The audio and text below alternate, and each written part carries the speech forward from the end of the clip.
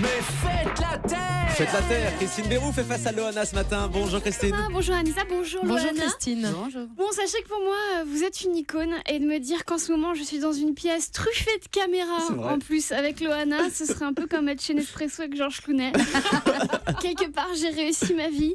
Non, le loft, c'était quand même un sacré phénomène. En fait, les lofters ont été à l'année 2001 ce que les Pokémon ont été à l'année 2016.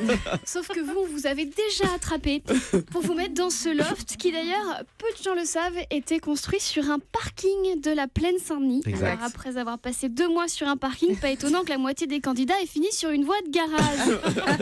Pourtant, à l'époque, faire cette émission, c'était la classe. Et une fois, j'ai rencontré un mec qui m'a dit, tu sais, j'ai fait le loft.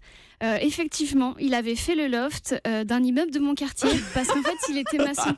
Et ça, j'avais pas compris. Alors, vous aviez passé 2 mois coupés du monde réel. Je connais quelqu'un qui a fait mieux que vous. Et oui, quand Henri Guénaud dit sur LCI qu'avec 5100 € par mois, il peut rien mettre de côté, on se dit que lui, ça fait un sacré moment qu'il est coupé du monde réel. Et grâce au câble, on pouvait vous voir 24 heures sur 24. Moi, j'étais abonnée à cette chaîne. Si vous saviez le nombre de fois où j'ai été insomniaque et je vous ai regardé dormir. Ne flippez pas, ne flippez pas. En fait, je m'entraînais à être humoriste car depuis, j'ai regardé beaucoup de célébrités dormir pendant mes chroniques. Et vous avez vécu donc une histoire d'amour avec Jean-Edouard qui était DJ. D'ailleurs, vous savez pourquoi les DJ préfèrent les blondes ?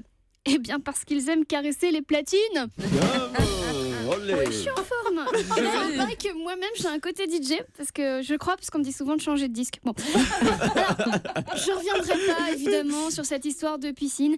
Tout ce que je peux vous dire, c'est qu'à l'époque je passais mon bac comme Anissa. Oui.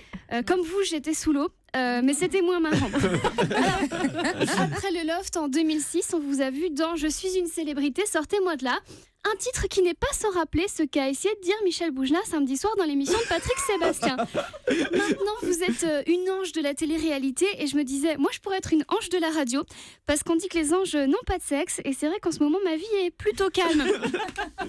Alors ce titre m'interpelle. Pourquoi des anges ? Parce qu'un ange, selon Wikipédia, c'est un messager de Dieu. Donc j'espère qu'on ne parle pas des mêmes anges parce que si Dieu nous dit ça... Allô ? Non mais allô quoi ? T'es une fille d'un shampoing. Allô. Elle est bien sympa, mais si Dieu nous dit vraiment ça, ça serait peut-être plus prudent qu'on devienne tous athées. Hein. Et puis un ange, normalement, ça a des ailes, mais vous, Loana, vous devez avoir des ailes parce que souvent, vous avez dit qu'à la télé, vous aviez perdu des plumes. Alors c'est vrai qu'il y a peut-être beaucoup de gens qui critiquent la télé-réalité. C'est oublier qu'on est tous aujourd'hui le héros de sa propre télé-réalité. À ce sujet près que la nôtre, on la diffuse pas sur Énergie 12, mais sur Facebook. Personnellement, je critiquerai jamais quelqu'un qui se bat pour trouver le bonheur et l'amour. C'est votre cas. Et je vous le dis de tout mon cœur, puisque les anges vous permettent de retrouver la route des étoiles. Merci beaucoup, Loana, de votre attention. Magnifique, l'ange Christine Béroux ce matin sur Europe 1. Merci beaucoup Christine. Merci Loana d'être venue sur Europe 1. Merci à vous. On vous retrouve donc dès le mois de mars dans Les Anges sur Énergie 12 et très prochainement avec tous vos projets. Et votre disque Love Me Tender sort demain. Merci d'être venu sur Europe 1.